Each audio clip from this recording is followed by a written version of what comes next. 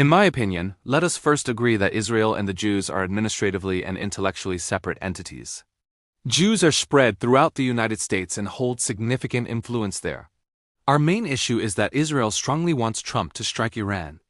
Yet we have not seen real obedience from Trump in this regard, only threats and intimidation, without actual action. So why is that? Everyone knows that any US president, including Trump, is installed and controlled by Freemasonry. He is merely a facade, while real power lies in their hands. The reality is that Israel is pressuring Trump to launch a war, but Masonic Jews are rejecting this option. The question is, why? If we go back slightly and search the internet, especially image sections, we will find that Ahmadinejad has many photos with Jews and that Iranian presidents have had dealings with Jews as well. There are also Jewish companies operating in Iran, in addition to Jewish synagogues spread throughout the country. So why is there a close relationship with Jews? While relations with the Israeli entity are hostile from Iran's side. If we return to the religious factor, specifically to prophetic traditions, we find a hadith stating that the dial has followers and supporters, and that he will emerge at the end of time from Isfahan, followed by the Jews of Isfahan. So who are the supporters of the dial? They are certainly the Masonic Jews who control the world. And how does communication and the request for assistance take place? Through envoys and leaders residing in Isfahan and in the United States, via coordination and arrangements provided by the Iranian government to these emissaries. For this reason, Freemasonry does not accept any change to the system it is accustomed to, nor any alteration to the agreements and incentives it offered to the Iranian government in order to coordinate between Masonic leaders in America and those in Iran. This explains why we see Trump confused and inconsistent in his decisions, because he has no real authority.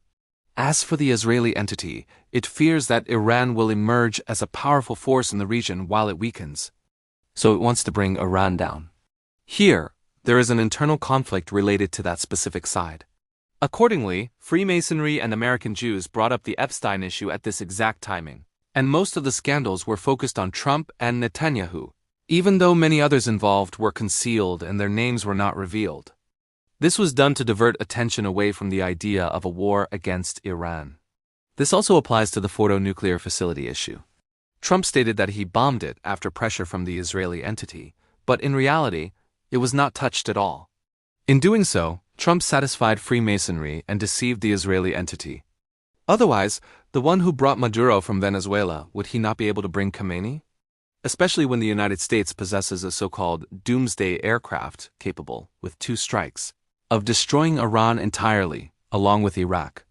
We must also remember that Khomeini himself was installed by the United States and Britain after the overthrow of the Shah. In short, what is happening is a conflict within that camp between Jews and Freemasonry.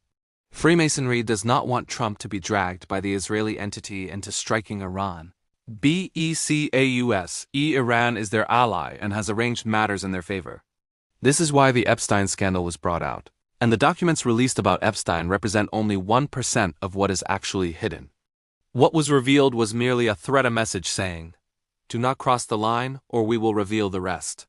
Trump therefore respected the warning and submitted, while making some agreements to appease the Israeli entity.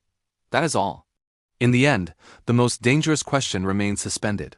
Are we witnessing conflicts between states and wars of rhetoric? Or merely a curtain concealing a far deeper network of interests run from the shadows? When the will of the entity clashes with Washington's decisions and threats turn into theater, we realize that true power is not measured by the number of missiles, but by who holds the trigger of exposure, and who controls the files of silence.